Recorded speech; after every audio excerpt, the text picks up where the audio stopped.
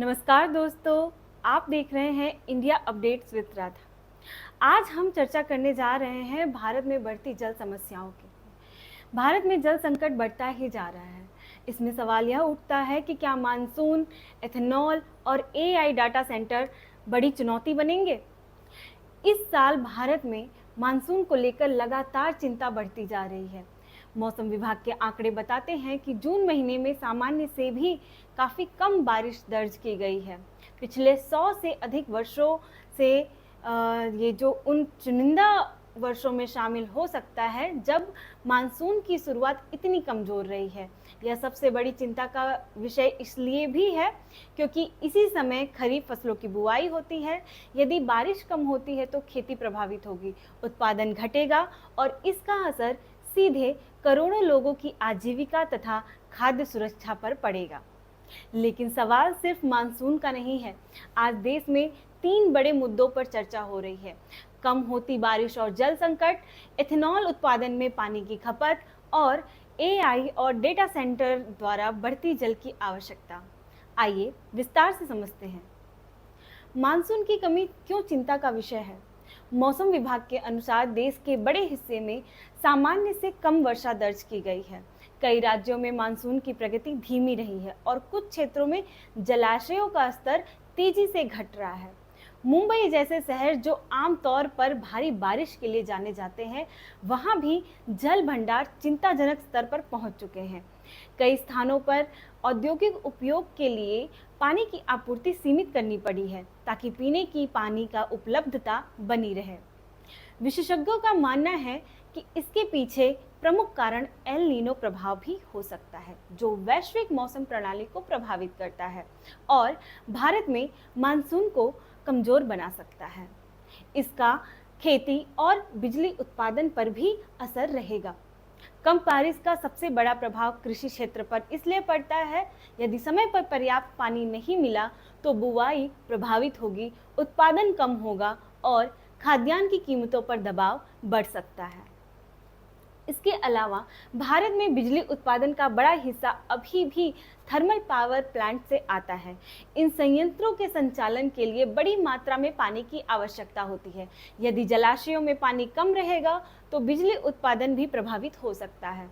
यानी जल संकट केवल खेती का ही नहीं बल्कि ऊर्जा और अर्थव्यवस्था का भी संकट बन रहा है। तो इसमें प्रश्न यह उठता है कि क्या एथेनॉल जल संकट बढ़ा रहा है। सोशल मीडिया पे अक्सर दावा किया जाता है कि 1 लीटर इथेनॉल बनाने में 10,000 लीटर पानी खर्च होता है, लेकिन क्या यह पूरी तरह सही है? आइए जानते हैं। एथेनॉल बनाने की प्रक्रिया में सीधे तौर पे बहुत कम पानी का उपयोग होता है। यह दावा मुख्यतः उस पानी को जोड़कर किया जाता है जो चावल, गन्ना या मक्का जैसी फसलों को उगाने में खर्च हुआ होता है। उदाहरण के तौर पे यदि चावल से इथेनॉल बनाया जाता है तो खेती के दौरान उपयोग हुए पानी को भी गणना में जोड़ दिया जाता है और इसी वजह से 10,000 लीटर जैसी बड़ी संख्या सामने आती है। वास्तव में इथेनॉल उत्पादन और फसल उत्पादन की जल खपत को अलग अलग समझना जरूरी है। हालांकि यह चिंता उचित है कि यदि भविष्य में इथेनॉल की मांग बहुत तेजी से अगर बढ़ती है तो किसान अधिक पानी वाली फसलों की ओर आकर्षित हो सकते हैं, जिससे जल संसाधनों पर अतिरिक्त दबाव पड़ सकता है। इसमें एआई और डेटा सेंटर जो कि नई चुनौती भी हैं, बात करते हैं कि उन विषयों की जो आने वाले वर्षों में सबसे बड़ी बहस बन सकता है। आर्टिफिशियल इंटेलिजेंस, एआई मॉडल चलाने और डाटा प्रोसेस करने के लिए विशाल डेटा सेंटर बनाए जा रहे हैं। इन डेटा सेंटरों में हजारों सर्वर लगातार काम करते हैं और अत्यधिक गर्मी पैदा करते हैं।